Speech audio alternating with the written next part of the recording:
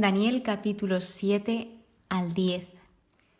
El capítulo 7 abre la segunda parte del libro de Daniel y hay un personaje muy curioso que aparece en este libro y no me lo esperaba para nada, y este es el ángel Gabriel, que tiene mucha relevancia en estos 4 capítulos que vamos a abordar. Él es, en este caso, quien le explica a Daniel todas esas profecías o todas esas visiones que él acababa de contemplar para que las entendiese. Esto me ha llamado muchísimo la atención porque pensaba que el ángel Gabriel, no sé por qué, solo aparecía en el momento en que va a llevarle ese mensaje a la Virgen María, pero se ve que aparece en varias ocasiones más a lo largo de la Biblia. Por lo tanto, según he buscado, el ángel Gabriel es un mensajero a quien se le encargó que entregara varios mensajes importantes en nombre de Dios. Además, su nombre significa Dios es grandioso, y siendo el ángel de la Anunciación, él es quien reveló que el Salvador, que el Mesías, se llamaría Jesús. En el Nuevo Testamento, en el libro de Lucas, que es donde se le aparece a la Virgen María y le da ese mensaje tan importante con el que cambió la historia de la humanidad. Así que, dicho esto, el capítulo 7 habla sobre un sueño que tiene Daniel y es muy paralelo al capítulo 2 de este libro. Habla del sueño de las 4 bestias. ¿Y quiénes son estas 4 bestias? Habla de unas bestias gigantescas que eran diferentes entre sí. Primero habla de que la primera parecía un león, la segunda parecía un oso, la tercera un leopardo y la cuarta no habla exactamente a qué se parecía. Entonces lo que nos da a entender es que era una bestia indescriptible. Lo que sí que nos dice es que era terrible, espantosa y muy fuerte. De la primera bestia que hablan se supone que es del imperio babilónico, la segunda del imperio medo-persa, la tercera del imperio griego de Alejandro Magno y sus sucesores, y la cuarta se supone que habla de los reyes seleucidas. En esta última hace más hincapié y habla de que esa bestia tenía 10 cuernos, que de repente 3 son arrancados para hacerle sitio a un cuerno pequeño, y este es Antíoco IV Epífanes. Luego aparece una visión del anciano y del ser humano, donde dice que se ve a un anciano que estaba sentado en el trono, en llamas de fuego, tenía vestidos blancos como la nieve, cabellos como lana pura, ruedas, fuego ardiente. Dice que miles y miles le servían, millones le acompañaban, que de repente el tribunal se sienta y se abren los libros. Cuando habla de estos libros se puede referir a 3 tipos de libros. El primero puede ser el libro de los vivientes, otro que puede estar hablando es el libro de la memoria y por último el libro de la vida, que este es el que más he visto que señalaba este versículo, aunque puede ser un conjunto de estos 3 libros. Se refieren a la justicia, hacer justicia. Continúa diciendo que a un cuerno lo arrojaron al fuego abrasador y a las otras bestias les quitaron el poder, pero las dejaron vivas hasta un momento determinado. Esto habla de los 4 imperios sucedidos por el reino de Dios. Entonces vemos cómo el Hijo del Hombre sucede al reino de las 4 bestias porque él viene y ejercita dominio sobre la tierra. Versículo 13 dice así: vi venir sobre las nubes del cielo alguien parecido a un ser humano. Se dirigió hacia el anciano y fue presentado ante él. Este ser parecido a un ser humano le es llamado Hijo de Hombre. En la traducción, en el arameo, en el lenguaje arameo, habla de Hijo de Hombre y sabemos que hay 2 personas a las que se le llama Hijo de Hombre en la Biblia. La primera la vimos en el libro anterior, que es como Dios se dirigía a Ezequiel, pero al Hijo de Hombre que se refiere aquí es a Jesús, al Hijo de Dios, que en el Nuevo Testamento sí que se llama Hijo de Hombre a Jesús. Así que a este le dieron poder, honor y reino eternos que no serían destruidos y además todos le servirían. Esta es la visión que tiene Daniel. Entonces, imaginaos, todo esto que vio, se quedó profundamente preocupado, desconcertado, no entendía nada. Así que él lo que hace es, cuando se ve en esta situación, pide una explicación. Es más, la pide incluso hasta 2 veces y en la segunda se centra mucho más en pedir la explicación de esa cuarta bestia. ¿Qué sucedía? Imaginaos todo el temor que le pudo venir tras escuchar la visión y sobre todo hablar de esta cuarta bestia que hablaba tan mal y decía tantas barbaridades por la boca.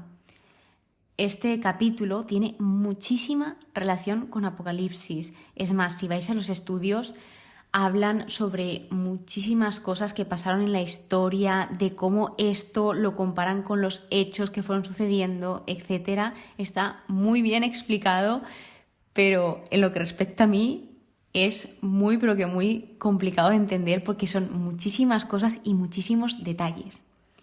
En el capítulo 8 habla de la visión de Daniel, el carnero y el macho cabrío. Esta es seguida de la anterior, habla sobre el tiempo final y se encuentra en el año 3 del rey Baltasar.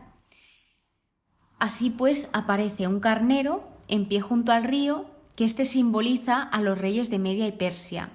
Este carnero tiene 2 cuernos que son altos, uno más que el otro. Cada cuerno simbolizaba uno a los medos y otro a los persas. Ninguna bestia podía hacerle frente y nadie escapaba de su poder. Hacía lo que quería y dominaba.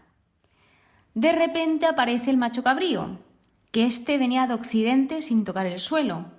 Este simbolizaba al rey de Grecia, que era Alejandro Magno. Un cuerno magnífico entre los ojos es lo que tenía, que simbolizaba al primer rey. Luego este macho cabrío derribó y pisoteó al carnero, se hizo muy grande y cuando era más fuerte, el cuerno grande se rompió y despuntaron otros 4 orientados a los 4 puntos cardinales, es decir, el carnero y el macho cabrío peleados. Así que estos 4 puntos cardinales, estos 4 cuernos que salen despuntados, son los reinos salidos de su nación, que son menos poderosos, pero siguen estando llenos de crímenes. Sin embargo, hay un pequeño detalle, y es que hay otro pequeño cuerno que crece mucho hacia el este y hacia el sur, y este es Antíoco Epífanes, que habla de él como que es insolente, embaucador, perseguidor, sobre todo hacia la tierra del esplendor, que esta es Israel. Habla que se sublevará contra el príncipe de los príncipes, que tiró por tierra la verdad, que en todo cuanto emprendió tuvo éxito, y Daniel esto no lo entendía, porque una persona que venía así, de repente tiene éxito. Esto no le entraba en la cabeza. Así que habla también del jefe del ejército del cielo, que es Dios. Daniel pregunta que cuánto iba a durar todo esto. Se le dice aproximadamente 7 años, que son 2300 tardes y mañanas, que en ese tiempo el santuario iba a ser rehabilitado. Y esto está marcado en el versículo 26, que es verídico, que sucedió. Pero hablando de nuevo de Antíoco Epífanes, sabemos que será destrozado sin intervención humana. Ahora es cuando el ángel Gabriel explica la visión, que habla de este ángel que tiene aspecto humano, que él se acerca a Daniel, Daniel cae asustado, pero Gabriel le toca y le hace incorporarse, volver a ponerse de pie para explicarle todo lo que acababa de ver. Así que tras la explicación volvió a desfallecer y estuvo enfermo por unos días. Sin embargo, Daniel se siguió ocupando de todos los asuntos del rey, a pesar de cómo estaba y de toda la información que acababa de recibir. Así que él fue muy fiel a sus responsabilidades y las siguió llevando a cabo. El capítulo 9 habla sobre la oración de Daniel, que este me parece brutal el leerlo y sobre todo la oración que Daniel va haciendo, el cómo él se va dirigiendo hacia el Señor y cómo él va cuidando esos momentos de oración a pesar de todo lo que tiene que hacer. Él se encuentra investigando las Escrituras, en específico Jeremías, el libro de Jeremías, los capítulos 25 y 29, donde hablaba de la duración de la ruina de Jerusalén, de cuánto tiempo ellos iban a estar en Babilonia, que eran 70 años, esto lo hemos visto. Así que él le pide a Dios eso que él ha prometido. Él habla en primera persona diciendo: me dirigí al Señor Dios, implorándole con oraciones y súplicas, con ayuno, saco y cenizas. Vemos el cómo él se presenta ante el Señor, que él se presenta con un corazón humilde. Él abre su corazón hacia el Señor y le empieza a pedir lo que necesita, le empieza a alabar, le da las gracias, también le pide disculpas por todo aquello que ha hecho mal.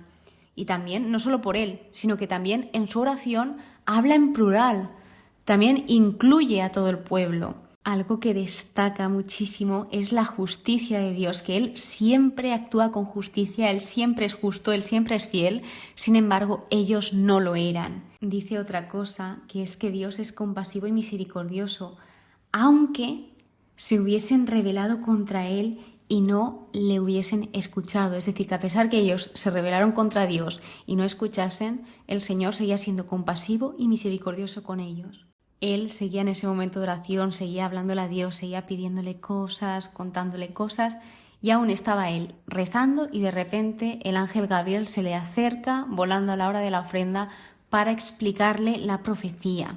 Le dijo: Daniel, he venido ahora para infundirte comprensión. Desde el comienzo de tu oración se ha pronunciado una palabra y yo he venido a comunicártela porque eres un hombre apreciado.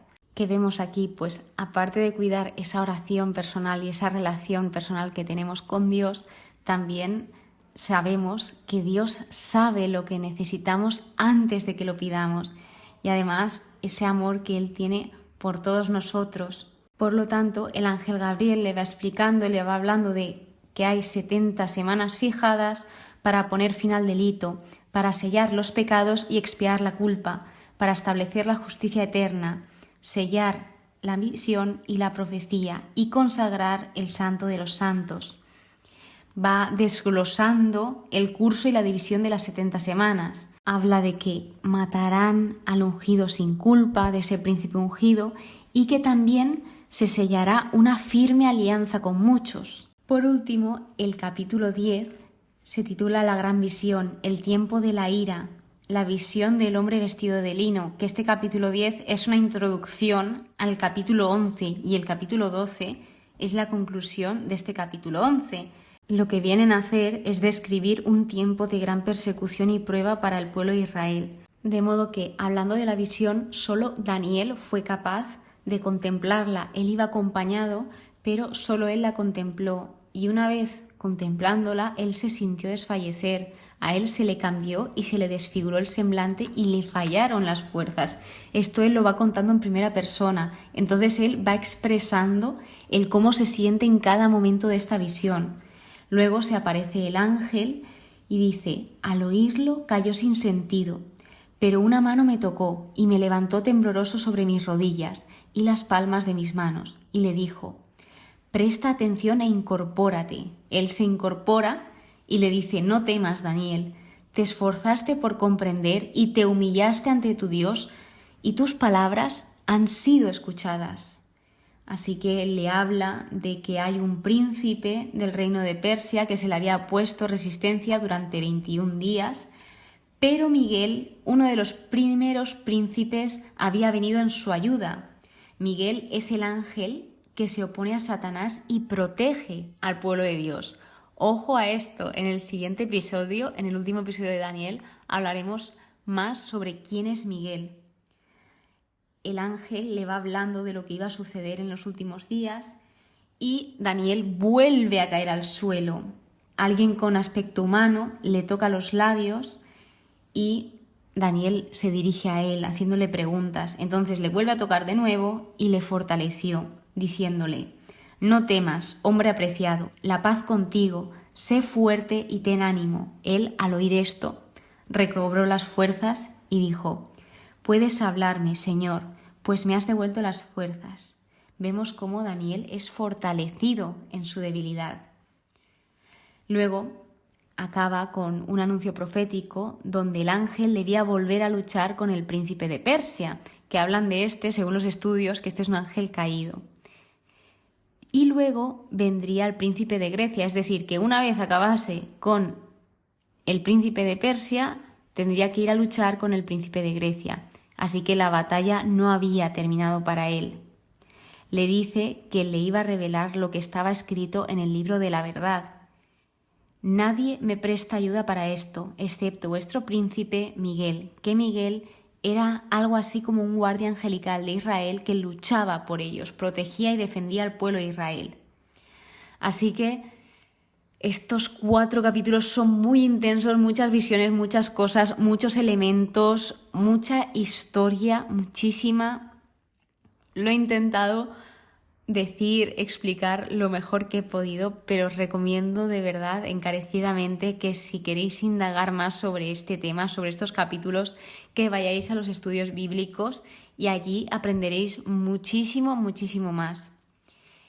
Así que, ¿qué es lo que hemos visto? Que la oración es importante, es muy, pero que muy importante. Daniel oró y sus oraciones fueron contestadas, fue escuchado. Y es precioso el cómo Dios y cómo los ángeles se dirigían a él diciéndole: eres un hombre apreciado. Y tú también, que estás escuchando, tú también eres alguien apreciado, eres alguien amado. Muchísimas gracias por estar aquí, muchísimas gracias por escucharme. Espero que hayas aprendido más sobre quién es el ángel Gabriel y sobre todo esa curiosidad, por si no la sabías, de que aparece muchísimo antes del Nuevo Testamento. Espero que tengas muy pero que muy buen día y que Dios te bendiga.